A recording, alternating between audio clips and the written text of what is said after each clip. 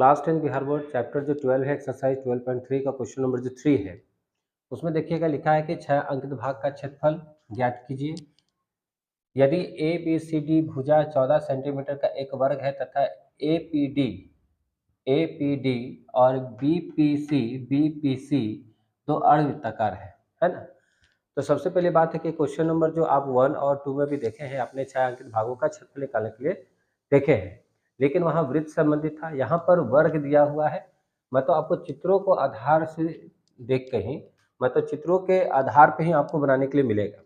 लेकिन चित्रों का जो चित्र देख रहे हैं जिसमें आप देख रहे हैं कि वर्ग है ना, जिसकी चारों भुजाएं चारों कोण दोनों विकर्ण बराबर होती है, तो वैसे चित्रों का भी आप क्या करेंगे, फॉर्मूला याद रखेंगे, ठीक है ना, कि इसके अंदर क्या क्या भागे हो सकती हैं, कैसे निकाला जा सकता है, तो उसी आधार पर आप लोग आगे बना पाएंगे। लेकिन यहाँ पे ध्यान दीजिएगा कि यहाँ करा है 6 अंकित भाग, मतलब इस भाग का क्षेत्रफल निकालना है। सबसे पहली बात क्या है कि ए बी सी डी भुजा 14 सेंटीमीटर, इसमें पता है कि आपको कि क्या होता है कि 14 सेंटीमीटर यदि वर्ग का एक भुजा दिया है तो सब भुजा का क्या हो जाएगा, चारों भुजा की लंबाई वही रहेगी जितना एक का रहता है। तो इसमें 14 सेंटीमीटर, सबका 14 सेंटीमीटर हो जाएगा। अब यहाँ बात हो रहा है कि तथा ए पी डी मतलब ये और ये भाग B P C, A P D और बी पी सी दोनों अर्धवृत्ताकार है, तो हमको तो ये भाग का क्षेत्रफल चाहिए। तो एक काम करते हैं, यहाँ पे देखिएगा कि ये आधा वृत्त है, तो आप जानते हैं कि आधा वृत्त ऐसे दिया रहेगा। तो आधा वृत्त जो होता है ये क्या होता है, व्यास होता है, और आधा जो वृत्त है इस पर डिपेंडेंट है। तो आप यहाँ ऐसे देख लीजिएगा तो ये क्या हो जाएगा, केंद्र हो जाएगा।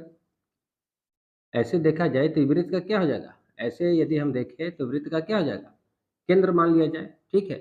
तो इस आधार पर देखेंगे कि ये क्या है, व्यास हो जाएगा। तो व्यास होगा, ये 14 है तो ये क्या होता है, 7 सेंटीमीटर ऊपर हो जाएगा, 7 सेंटीमीटर नीचे हो जाएगा। इस आधार से देखिएगा कि दोनों को जोड़ेंगे तब 14 सेंटीमीटर, मतलब हमको त्रिज्या निकल गया। तो यहाँ पर आपका व्यास दिया हुआ था 14 सेंटीमीटर, तो आर बराबर क्या होगा, 7 सेंटीमीटर निकल गया। बात समझ में आ गई। अब बात करते हैं क्या कि इसका 6 अंकित भाग का क्षेत्रफल निकाला। उससे पहले लिख लेंगे, प्रश्न में दिया गया है, प्रश्न में दिया गया है कि, ठीक है। एक मिनट, अब क्या किया है कि प्रश्न दे दिया है, इसमें क्या दिया है, तो ए बी सी डी भुजा वाला 14 सेंटीमीटर का एक वर्ग है, वर्ग है ये दिया है,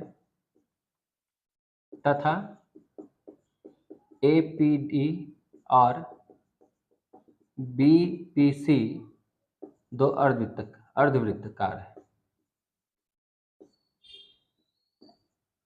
इतना ही दिया, इससे ज़्यादा तो दिया नहीं है। तो आप एक काम करेंगे, यहाँ लिख देंगे कि ये एडी जो हो गया, ठीक है, अर्धवृत्त का व्यास डी है, जो कि आपको कितना है, 14 सेंटीमीटर है। तो आर बराबर क्या हो जाएगा, तो आर बराबर हो गया 7 सेंटीमीटर। अब यदि हमको ये निकल गया तो एक चीज ध्यान रखिएगा, 6 अंकित भाग हल क्या करना है। तो 6 अंकित भाग का निकालने के लिए क्या करेंगे, पूरा वर्ग का क्षेत्रफल निकाल देंगे। अर्धवृत्त का क्षेत्रफल दोनों तो बराबर है, तो एक को निकाल कर 2 से गुना करेंगे तो दोनों का निकल जाएगा, और वर्ग में क्षेत्रफल में घटा देंगे तो शेष भाग का क्षेत्रफल निकल जाएगा। हल या प्राप्त करना है कि, ठीक है, क्या करना है, तो 6 अंकित भाग का क्षेत्रफल क्या होगा, यही निकालना है।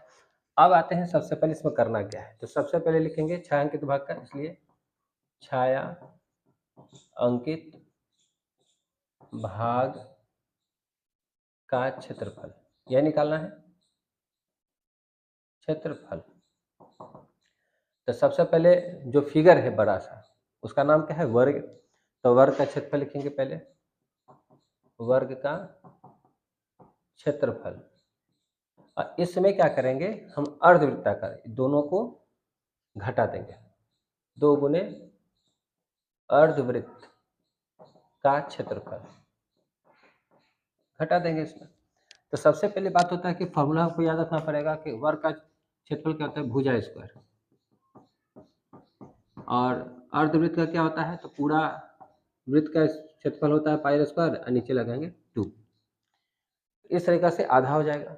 अब यहाँ देखोगे 2 और 2 है तो काट दिए, तो भुजा कितना था, 14 सेंटीमीटर स्क्वायर, ये पाई है और आर है, आर स्क्वायर।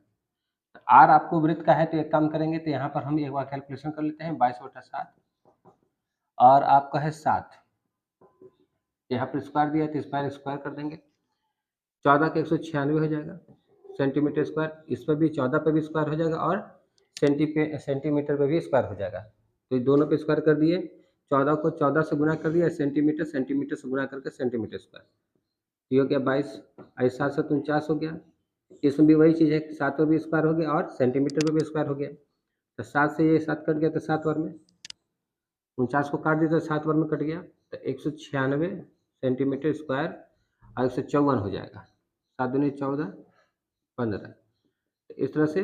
अब इसको घटा देंगे तो 6 में से 4 गया 2, 9 में से 5 गया 4, तो इस तरीके से देखे गया कि इस क्षेत्र का क्षेत्रफल कितना बच गया, तो सेंटीमीटर स्क्वायर कितना हो गया, 42 सेंटीमीटर स्क्वायर।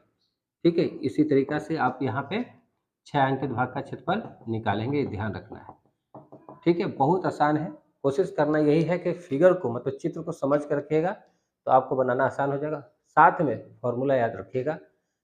ठीक है, थोड़ा थोड़ा समय दीजिए फॉर्मूला पर तो ही आप आगे बढ़ पाइएगा। ठीक है ना, तो कोशिश करना है कि फॉर्मूला को कंटिन्यू रिवीजन में रखिएगा, है ना। ठीक है, सोता नहीं।